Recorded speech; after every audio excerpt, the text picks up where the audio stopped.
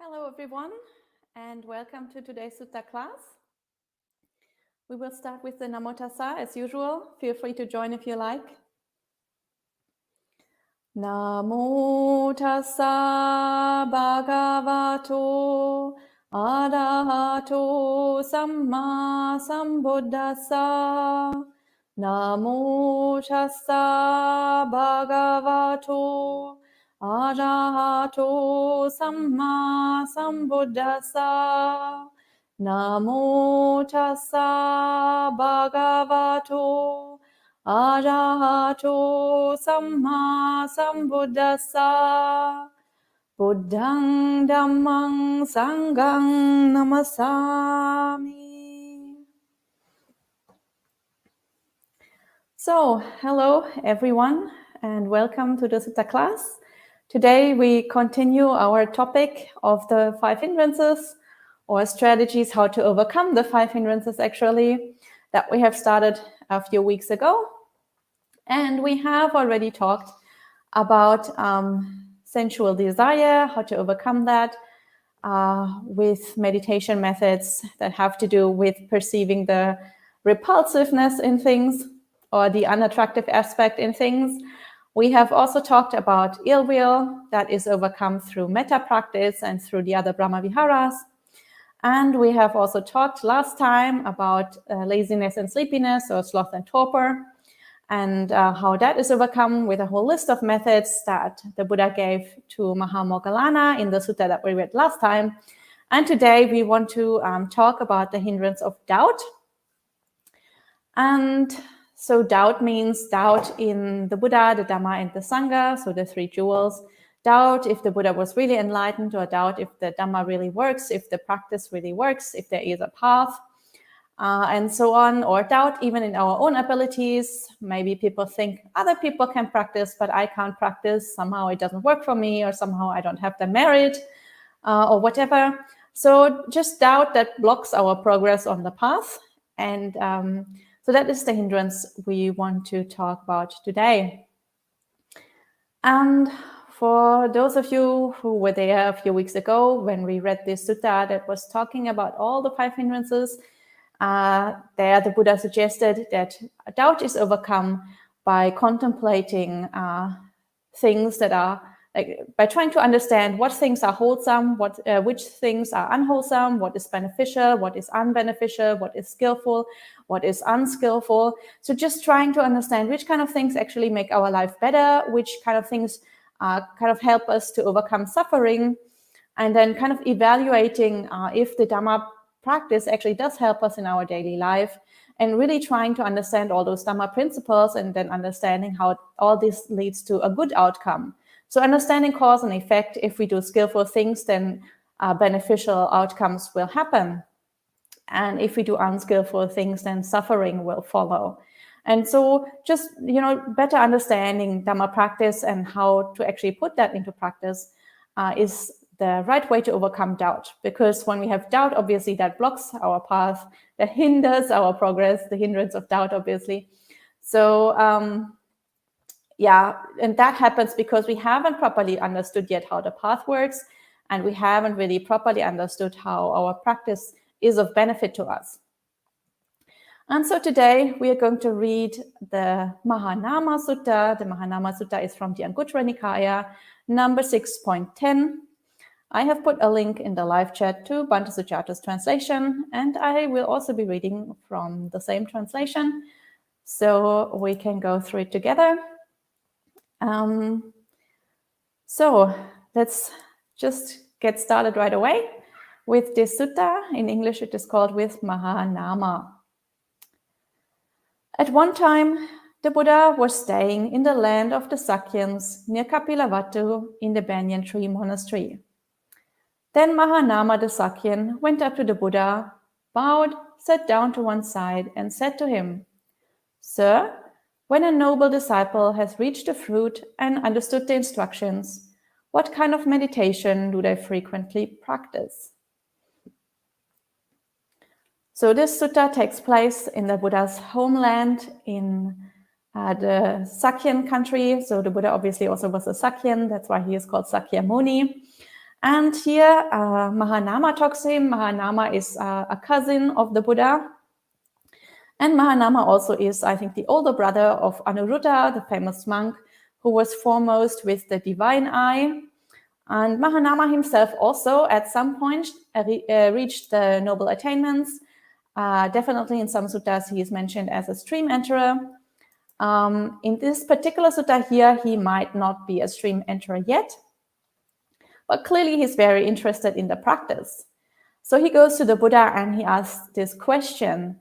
So when a noble disciple has reached the fruit and understood the instructions, what kind of meditation do they practice?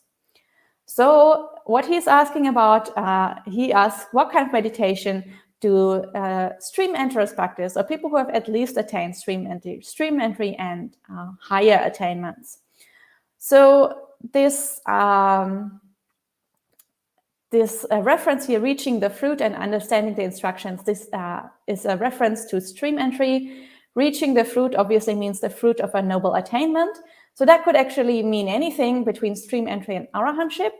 But since he also asked somebody who has understood the instructions, that clearly means that this must be a stream enterer or somebody higher.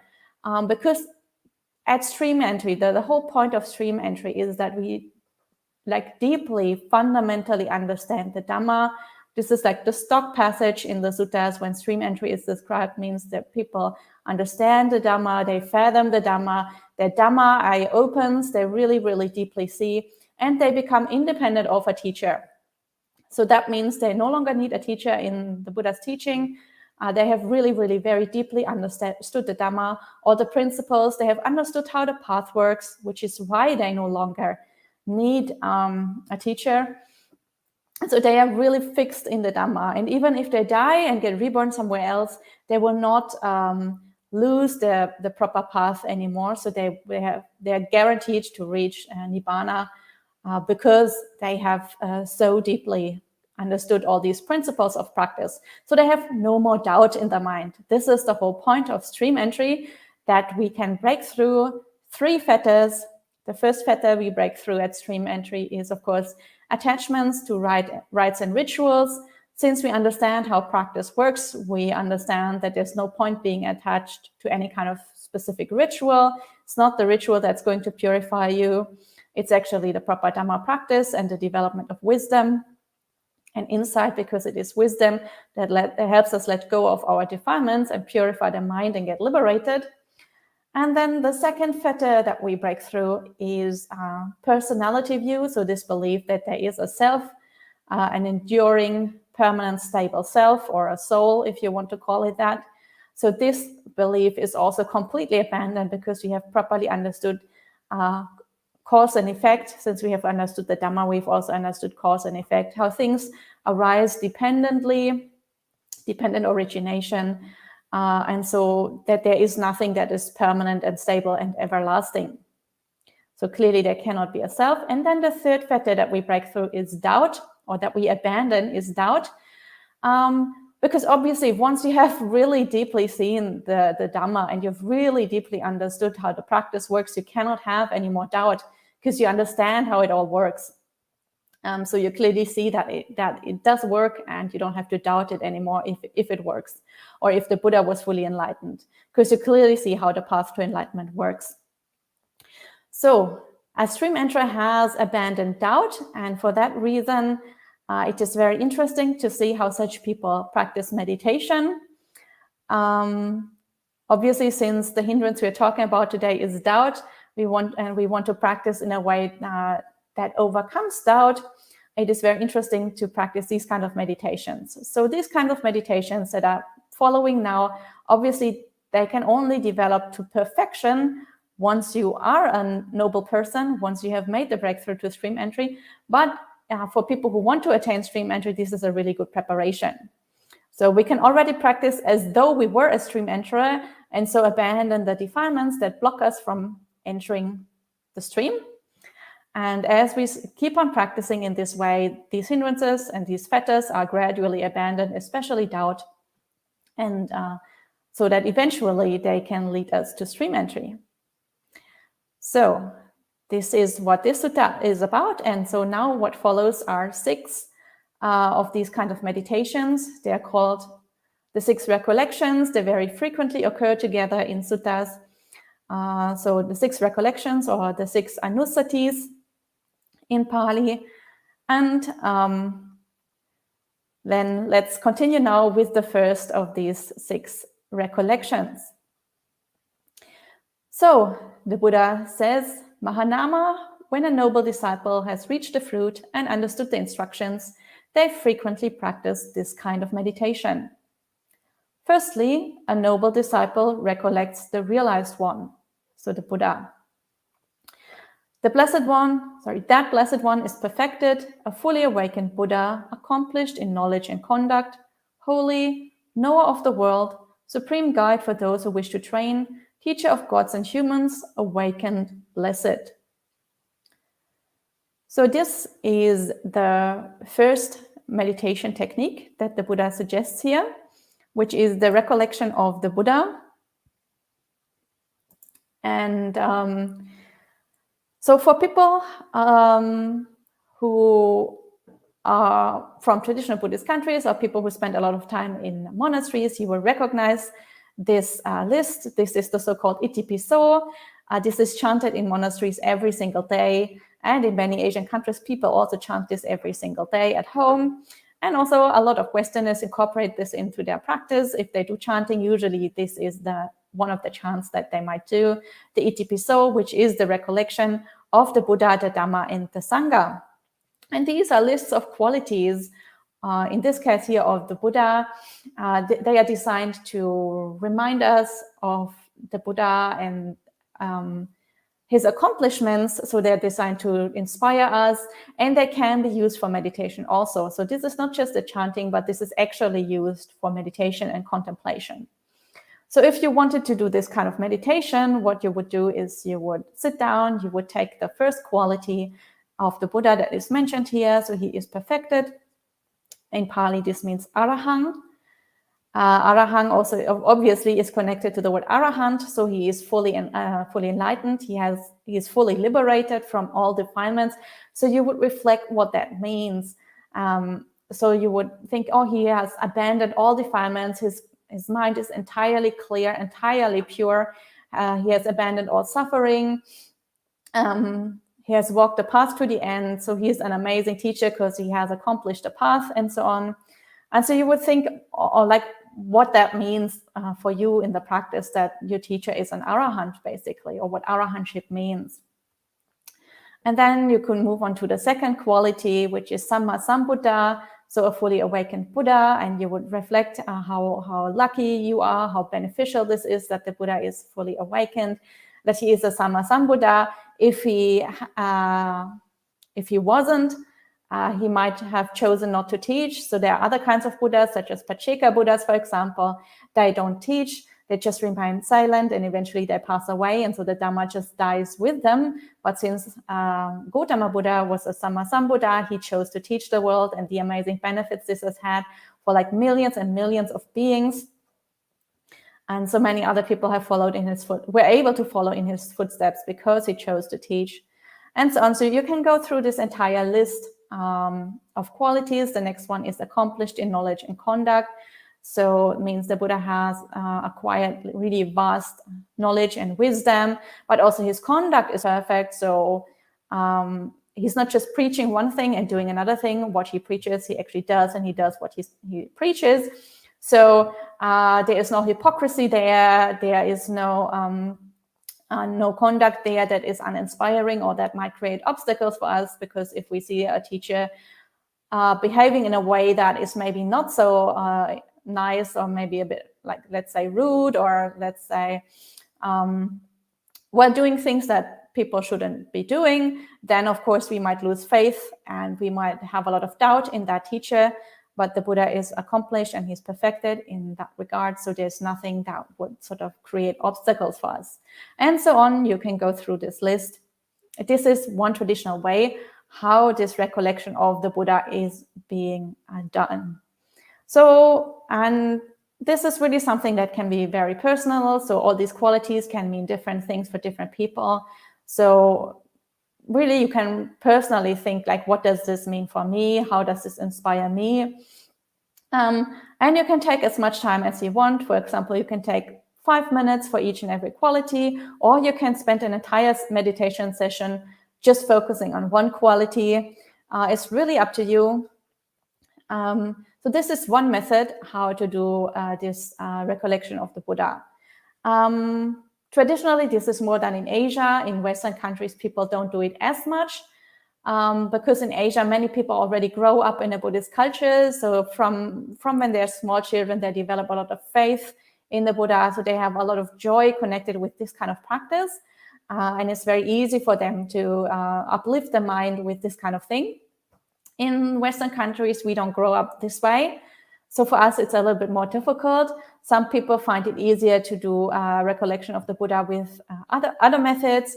One method, for example, is just to recite the Buddha's name. This is also quite popular in Thailand. So that while breathing in, you recite Bud, and while breathing out, you recite Do. So you just recite Buddho, Buddho, or Buddha, Buddha, whatever is easier to you while breathing. And that should also help you to like calm down the mind and make the mind happy. Other people just visualize the Buddha in front of them. Maybe they just see an image of the Buddha, or maybe they just imagine that the Buddha is sitting right in front of them, and they get like bathed in the Buddha's good qualities, his metta. They really like imagine that they can physically feel the metta and the goodwill that the Buddha has towards them, and how easy it would be to practice in that kind of atmosphere, in that kind of like good energy. And so there are many ways how you can practice this recollection of the Buddha. So you can experiment a little bit and see how it works, what kind of technique works for you.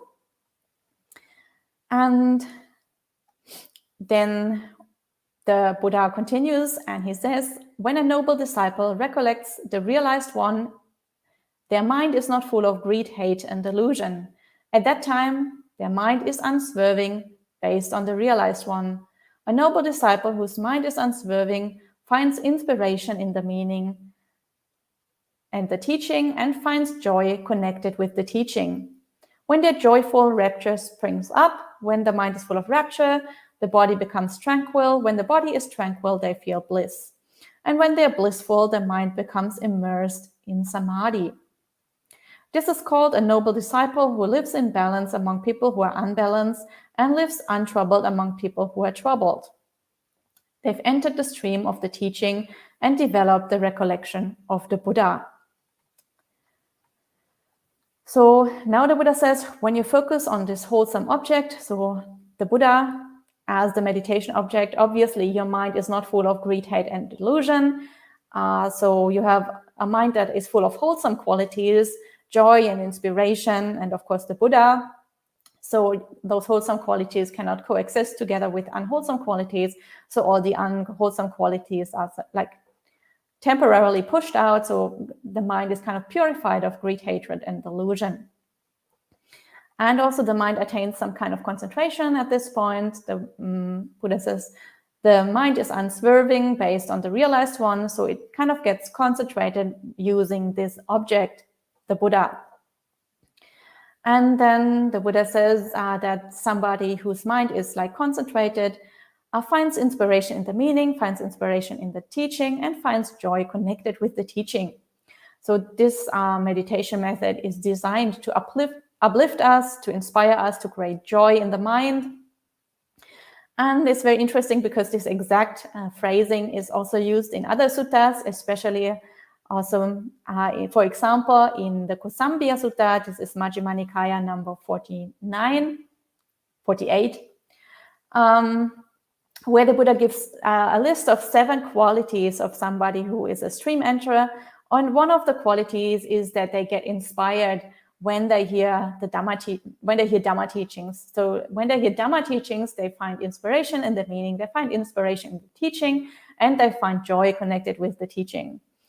So this is a natural state of a stream enterer or someone higher up. Whenever they hear pure Dhamma, then they just get so joyful, so elated, so inspired. And of course, we can train our mind to have a similar experience. And the closer we get to being to having that experience, the closer we actually can get to actual stream entry. And so all this is done to make the mind joyful. And then the Buddha says when they're joyful, then rapture springs up. And then from rapture, the body becomes tranquil. And from there, they feel bliss. And from there, they become immersed in samadhi. So this is a very interesting sequence here. This like one joy after the other and how they enter samadhi this way. This sequence is often also called dependent liberation. So as a complement to, or being complementary to dependent origination, which explains how all the suffering is created in the world.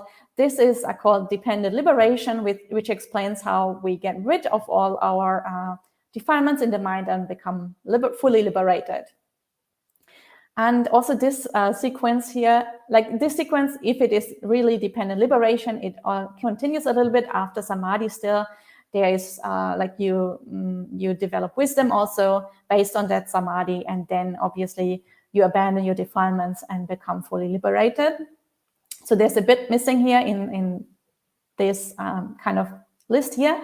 But what is described here is the process of going through the 4 jhanas. So this is a reference to the 4 jhanas without actually mentioning the jhanas. And we can see that this is a reference to the progression through the 4 jhanas because those jhana factors are all mentioned here. So at first, we practice this Buddhanusati, recollection of the Buddha, and that makes us inspired and joyful in the mind. And in Pali, this joy that we have here is called pamoja. So this is a preliminary to a jhana practice. Pamoja is not really one of the jhana factors, but this pamoja, this preliminary joy, then becomes stronger and stronger the more we practice, the more we get inspired, and eventually this develops into what is here translated as rapture. So rapture in Pali is called piti, and those of you who know the jhana factors will recognize that piti obviously is a jhana factor of the first and the second jhana. And then as you progress through the jhanas, the mind is full of rapture in the first and second jhana, and then eventually the body becomes tranquil. And when the body is tranquil, they feel bliss. And so the word for bliss here, this is in Pali the word sukha. Again, sukha is a jhana factor. And sukha is a factor that is present from the first through the third jhana. So at the beginning, the rapture is the dominant experience, but rapture is a little bit coarse. Rapture is actually the mental positive feeling, a mental, nice, pleasant feeling. But because this is the coarser factor, this will eventually fall away as the mind prepares to enter the third jhana, and a more subtle kind of bliss takes over. In Pali, this is called sukha, here translated as bliss. This is a bodily pleasant feeling. So once we enter into third jhana, the mind is already very equanimous, so the mental pleasant feeling has fallen away, but the bodily pleasant feeling is still there. The body is very tranquil at this point, and you feel this sukha, the bodily pleasant feeling.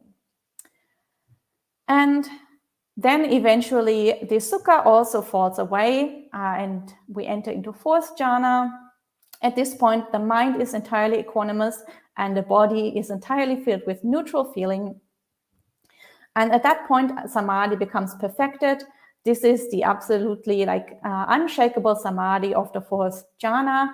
So at this point, the samadhi is really, really fully stable and at its peak, which is why here the text says you become immersed in samadhi. So obviously, before you already have samadhi, the first 3 jhanas are also very, very strong samadhi, but at the fourth jhana, the samadhi is really perfected. So this refers to a progression through the jhanas here. And then the Buddha says, when you do this, you're called a noble disciple who lives in balance among people who are unbalanced and lives untroubled among people who are troubled. So obviously, if you can attain fourth jhana, as I mentioned, your equanimity is perfect. So obviously you live in balance, and you live untroubled because you're so equanimous that the external conditions of the world don't really trouble you anymore. And the Buddha says they've entered the stream of the teaching and developed the recollection of the Buddha. So you can see this practice of the recollection of the Buddha. This isn't just a preliminary practice for beginners. This isn't just some kind of childish practice for people who can't do real meditation. This is really a very, very powerful method of meditation, and it can take you all the way to the fourth jhana. And obviously from the fourth jhana, then it can take you to the noble attainments and all the way up to arahantship. So this is a very, very powerful method, not a beginner's teaching.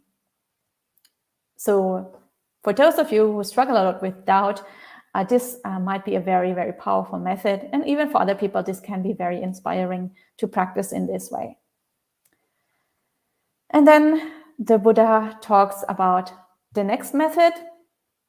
And he says, furthermore, a noble disciple recollects the teaching. The teaching is well explained by the Buddha, visible in this very life, immediately effective, inviting inspection, relevant, so that sensible people can know it for themselves. When a noble disciple recollects the teaching, their mind is not full of greed, hate, and delusion. And so on. Then it goes through the entire list again, how they get very inspired in the teaching and how they go through this process of dependent liberation through the four jhanas, and they enter into very deep samadhi. And then again, are noble disciples who and have entered the stream and who live balanced among unbalanced people and who develop this recollection of the Dhamma. So this is the second method. We are practicing not with the Buddha this time, but we are practicing with the Dhamma. And again, we have a whole list of qualities of the Dhamma that we can practice with in a very similar way to how we practice with the qualities of the Buddha. We can take those qualities one by one and reflect on what this means for us. How, for example, the first one is visible in this very life. How we can see benefits of our practice already in this very life. We don't have to wait until after death to see if this has worked. We should be able to really to make progress in this very life. We should be able to develop our mind, to make the mind clearer and purer, to abandon a few defilements, and to see benefits that in the sense that our life becomes easier. There's somewhat less suffering in our mind. We are a little bit less attached. We experience a little bit less anger, a little bit less greed. We can live a bit more balanced. And we can just make better decisions, because once we know Dhamma principles, we kind of know what is important in our life and how we plan for the long term, instead of just being constantly under the sway of our defilements and just rushing around trying to sort of do what the defilements tell us to do. So this, for example, is the first quality that we think about. Then, and so we go on through the other qualities: immediately effective, inviting inspection, relevant, and so on. So again, we can take these qualities one by one, either each for a few minutes or even each for an entire meditation session, and reflect on what this means for us. For some people, it's also quite effective to recollect other teachings of the Dhamma. For example, if people have memorized suttas, they can reflect on different suttas in their meditation. They can reflect on the Noble Eightfold Path and then take every individual path factor and reflect on that. They can take the Four Noble Truths. They can take dependent origination. They can take the 5 hindrances and the 7 enlightenment factors. Like whatever Dhamma category is helpful for you to contemplate and to inspire you to understand the Dhamma better, to develop your wisdom, to bring up some inspiration and some joy in your practice, that you can use as like under this umbrella term, recollection of the teaching. And again, the purpose is to develop the wisdom and to bring up joy in the mind. And then once you have that joy in the mind and that inspiration, you can go through this sequence of dependent liberation that takes you all the way into the 4th jhana and beyond that. So then we have the third method, and this is the recollection of the Sangha. And the Buddha says, furthermore, a noble disciple recollects the Sangha. The Sangha of the Buddha's disciples is practicing the way that's good, direct, methodical, and proper. It consists of the 4 pairs, the 8 individuals. This is the Sangha of the Buddha's disciples that is worthy of offerings dedicated to the gods, worthy of hospitality, worthy of a religious donation, worthy of greeting with joint palms, and is the supreme field of merit for the world. And then again, there follows the stock passage of how this leads to joy and inspiration and goes through the jhanas and eventually helps us to be fully liberated, basically. So, and again, we have a list of qualities that we can practice with in the same way we have just seen now. So we first reflect on the way, how it is practiced, and how it is good, direct, methodical, and proper. And then how they are 4 pairs, the 8 individuals in the Sangha. So the 4 pairs means, like the 8 individuals means the 8 kinds of noble beings. So that means an arahant and somebody on the path to arahantship, a non-returner and somebody on the path to non-return, a once returner and somebody on the path to once return, and a stream enterer and somebody on the path to stream entry. So those are the 8 individuals, and they are 4 pairs because there's always somebody on the path and then somebody who has already attained the fruit. So that's what is meant with that. And then we reflect how they are worthy of offerings that are dedicated to the gods, worthy of hospitality, worthy of religious donation, and worthy of paying respect with joint palms. That means in Anjali.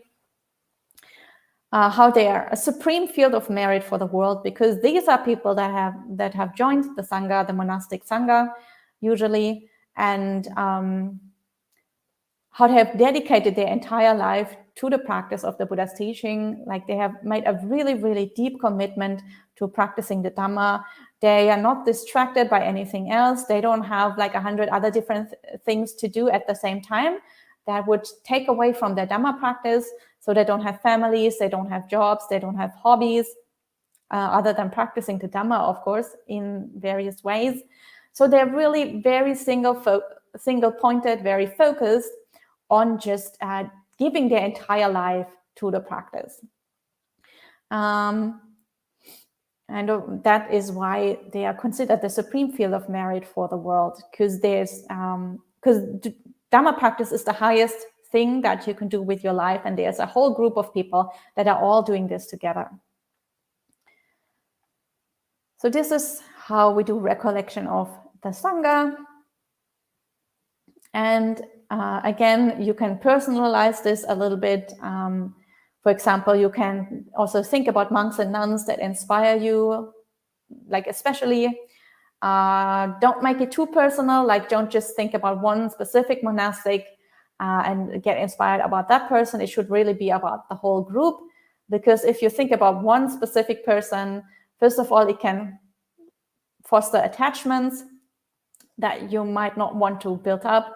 The other thing also is maybe that one thing, that one person that you're attached to, maybe that person isn't all that perfect. So at some point they will do something that you don't like either because you misinterpret what they did, or maybe they really did something that wasn't quite wholesome. And then all your faith is shattered, all your confidence in the Sangha is shattered, and you start to really doubt the entire group. So it's best not to focus exclusively on one person, but you can personalize this a little bit and think about like good experiences that you had with Sangha members who might have helped you, for example, in your practice, or who gave very inspiring talks, or who explained something to you, or who are just a really good example of like various aspects on the path. So that is also possible in this kind of practice. And then we have the fourth method, which is sila, recollection of sila, so ethical conduct. And the Buddha says, furthermore, a noble disciple recollects their own ethical conduct, which is unbroken, impeccable, spotless, and unmarred, liberating, praised by sensible people, not mistaken, and leading to immersion. And again, that should inspire you, lead you through samadhi and to the higher attainments on the path. So here we recollect our own sila. So we contemplate that as Buddhists, we try to be ethical people. Maybe many of you have taken 5 precepts. Some of you might have taken higher precepts. And you reflect how these precepts are really so beneficial for your life. You're not creating unwholesome karma. You're not creating suffering for you since you don't harm other beings. You're planting positive seeds that will sprout into positive plants, and all these positive things will eventually come back to you. You're not causing future harm to yourself since you're not harming others now. And so you reflect how this is so beneficial and how you're keeping it to the best of your ability. Hopefully, maybe you can keep it unbroken. If not, you can train towards keeping it a little bit better. And you can sort of also see how this actually is a very good foundation for samadhi. So here the text says it is leading to immersion. Immersion obviously is a translation for samadhi. So having this really pure mind, this joyful mind, this mind that isn't full of defilements and that isn't constantly stirred up by remorse because you've done something wrong and you regret what you did afterwards, or you haven't done anything that has harmed other people. That really brings a certain calm to the mind, a certain peace to the mind. And that obviously can then lead that can be a basis for the development of samadhi. So that obviously isn't samadhi yet, but it's really an important basis. If you didn't have ethical conduct, it would be really difficult or probably near impossible to develop samadhi at all. And even if you could develop samadhi, it would not be stable. You could develop it sometimes, but most of the time it would fall away again. So sila is really important for stabilizing samadhi, and we can again reflect how doing this is so positive for our own life.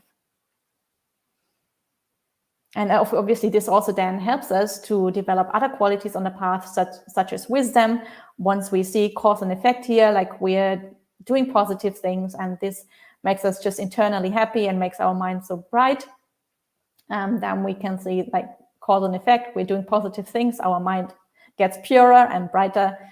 So we immediately experience the law of cause and effect here, basically. So we immediately can see some Dhamma principles here. And then the next reflection to do is generosity. So dana, or in this case, chaga. Chaganusati, chaga is basically a synonym for dana. And the Buddha says, furthermore, a noble disciple recollects their own generosity. I'm so fortunate, so very fortunate.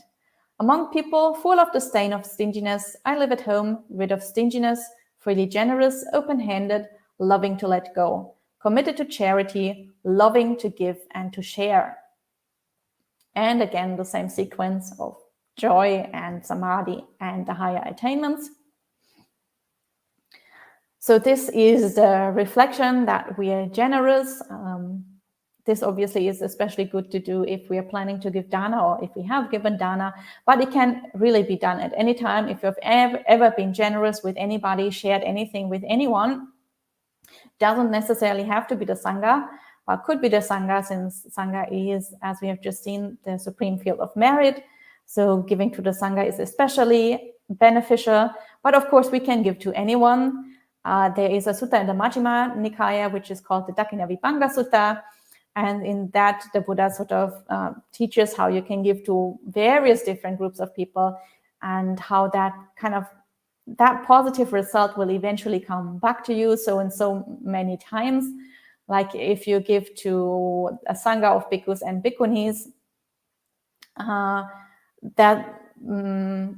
what will come back from that is basically immeasurable. But even if you give to individual people, there's still a huge benefit from that. And the Buddha says, even if you give to an immoral person, the benefit that comes back from that is 1,000-fold. And even if you give to an animal, what will come back is 100-fold. So no matter who you give to, this is always really, really beneficial. And so you can recollect how fortunate you are that you have this opportunity and that you have this positive character trait that you give and share with other people. So don't take this for granted. There are many people who really struggle with generosity. So if you can do that, that's a really amazing accomplishment in your character. Maybe something that you have trained to build up over many lifetimes. And if you really train yourself to be generous, this just brings so much joy in the mind to see how you can share things with other people, make them happy, give them something that they might need, give them something that might support them in their life or in their Dhamma practice. And you just get so much joy out of being able to help others that this can really also uplift the mind and give you so much inspiration. And if you feel that you're a little bit deficient in this quality, then this can be a really good can push you a little bit to develop this quality a little bit more. So, and then we have the last quality. The last quality is the Devanusati, or recollection of the deities. And the Buddha says, furthermore, a noble disciple recollects the deities. They are the gods of the 4 great kings, the gods of the 33, the gods of Yama, the joyful gods, the gods who love to create, the gods who control the creations of others, the gods of Brahma's host, and gods even higher than these. When those deities passed away from here, they were reborn there because of their faith, ethics, learning, generosity, and wisdom. I too have the same kind of faith, ethics, learning, generosity, and wisdom. And then again, there is the whole sequence of inspiration, samadhi, and the higher attainments. So this is the recollection of the deities. We have a whole list of deities here. For those of you who are not that familiar with Buddhist cosmology, the first few on this list, from the gods of the 4 great kings to the gods who control the creations of others, these are all deities in successively higher realms or higher heavens that all still belong to the sensual plane. So the sensual plane, or Kamaloka in Pali, is the plane that we humans also live on, and that animals and ghost beings and hell beings and so live on. So these are all still gods that sort of live in the same plane as we do, and that are still subject to sensual desires and sensual experiences in very similar ways to how we are subject to those experiences. Only thing is that their experiences are obviously much more refined, and their experience is a lot more joyful and pleasant than ours.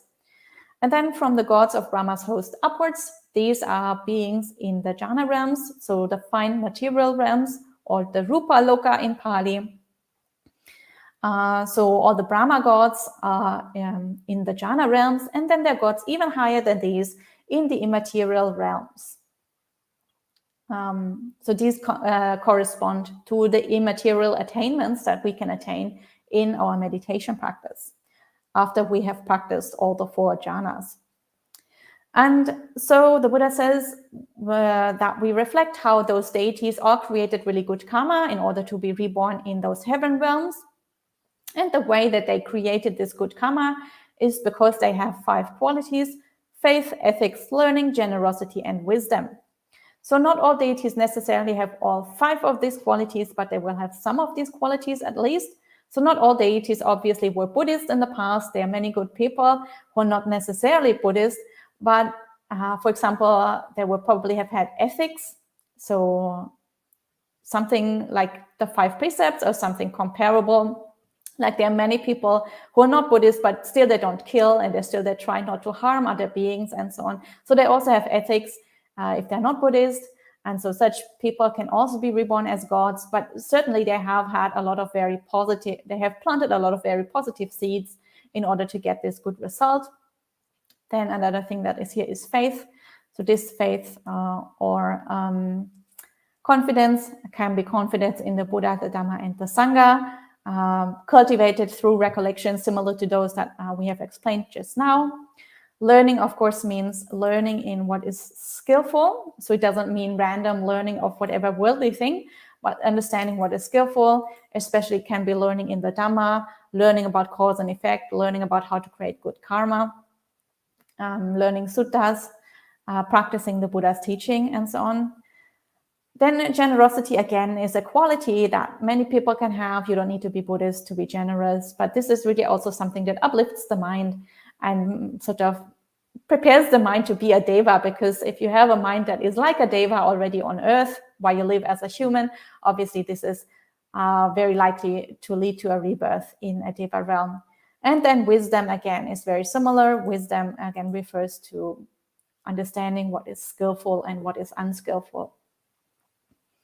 And then the reflection isn't just that those deities have all these positive qualities, which is why they have been reborn as deities, but that I too have the same kind of faith, ethics, learning, generosity, and wisdom. So that means basically I will, if I don't attain Nibbana and don't get reborn at all, then I will be reborn as a deity, and I will also experience all these good results in the heaven realms, since I have cultivated these same qualities. So again, we take like a positive joy in our abilities, in our Dhamma practice. And this is again intended to uplift us, make the mind joyful, so that we can go through this progression of jhanas and samadhi states. So, and then the Buddha says, when a noble disciple has reached the fruit and understood the instructions, this is the kind of meditation they frequently practice. So these are the 6 recollections, the 6 anussatis. They are really beneficial for all kinds of people, especially beneficial for overcoming the hindrance of doubt, because they are designed to directly counteract doubt in the Buddha, the Dhamma, and the Sangha, and our own abilities to practice. So they can be really, really helpful. But even if people don't experience that much doubt, still this is a good practice, because as we have seen, it can lead us very far on the path, can lead us through all the jhanas and even the higher attainments. So at this point, we will end the Dhamma talk, and I will see if there are any questions in the live chat.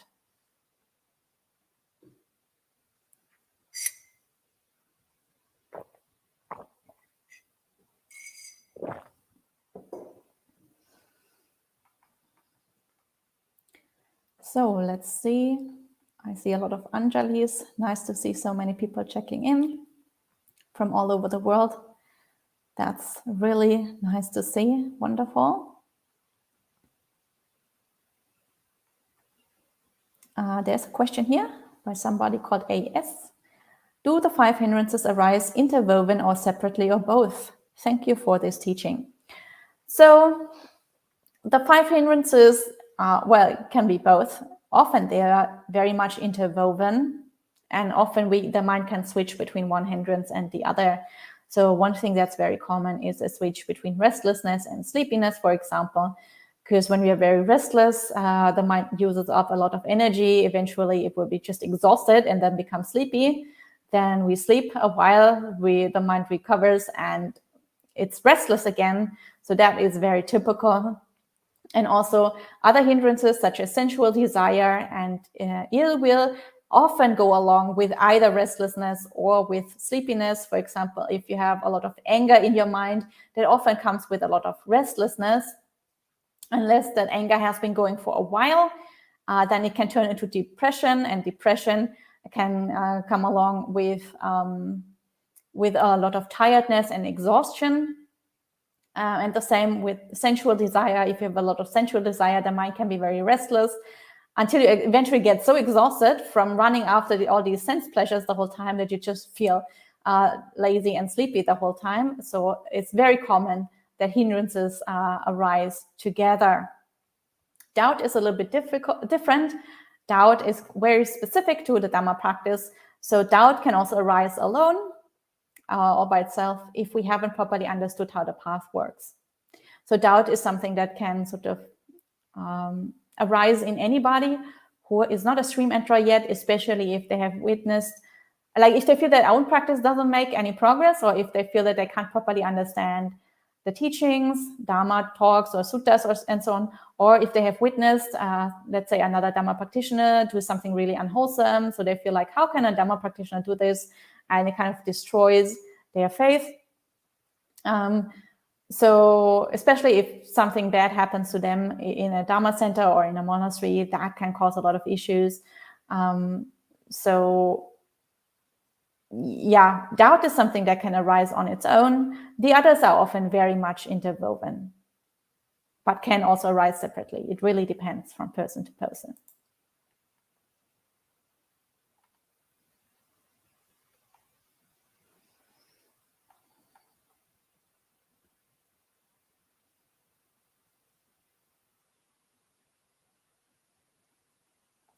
So Buddha Ruchi says, so when we wish all beings to be happy, we wish them to be sukhi. And so we are wishing them into the jhanas, so it seems. I guess this refers to sukha, that jhana factor. So as I mentioned, in the context of the jhana, sukha means a bodily pleasant feeling. But that's kind of a specific context in the jhanas where we have this sequence of piti and sukha, and then deep immersion of the fourth jhana, so equanimity. In this particular sutta, I have said this refers to the jhanas because it really follows this jhana sequence in a pretty obvious fashion. So the same way that we progress through the four jhanas with all these jhana factors is like the same sequence that this dependent liberation explains things, just without using the word jhana. The word sukha also can be used in other contexts. Sukha is just the opposite of dukkha. Dukkha obviously means suffering. So in other contexts, if there isn't really any reference to jhanas, it can just mean happiness, like general happiness. But of course, it's always good to wish other beings to be happy. And of course, the highest happiness that we can attain outside of nibbana, of being fully liberated, is those pleasant states of the higher concentration attainments. So those pleasant states of the jhanas or the immaterial attainments. So of course, it's always good to wish them to be in jhanas, but it doesn't have to be that specific. It doesn't need to be a jhana.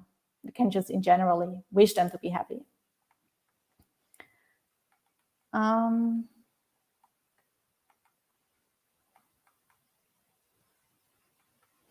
Okay, I don't really see any other question at the moment. So I guess that was it for today. That's really good. So I hope that this was helpful for you. I hope you got inspired a little bit, and I hope now you know how to do these kind of practices. So if you want to try that out, that is really, really helpful, especially on days when you might feel a little down. If you don't have that much joy, don't have that much inspiration, you can try that out. So for example, just imagining the Buddha sitting in front of you and showering you with all the metta and kindness and so on. That can feel really inspiring as a form of Buddhanusati, or thinking about your own good qualities in Devanusati, or in recollection of generosity and so on, or recollection of your own sila. That can feel really inspiring, and then that can also help you to then have more interest in the practice in general. Like if you see you get so much joy out of keeping sila and out of being generous, then that you will have more interest in being even more generous, because you get so much joy in your meditation practice out of that. So it's kind of like a self-perpetuating positive circle, or like a spiral that's going up and up until you reach liberation. So you can try that out if you want, if you experience a lot of doubt, or if you experience a little bit lack of joy and inspiration. And then we can finish the session for today. We will finish as usual with 3 sadhus. Feel free to join if you like. Sadhu, sadhu, sadhu. So I wish you a good rest of the day and a good week, and I will hopefully see you all next Tuesday.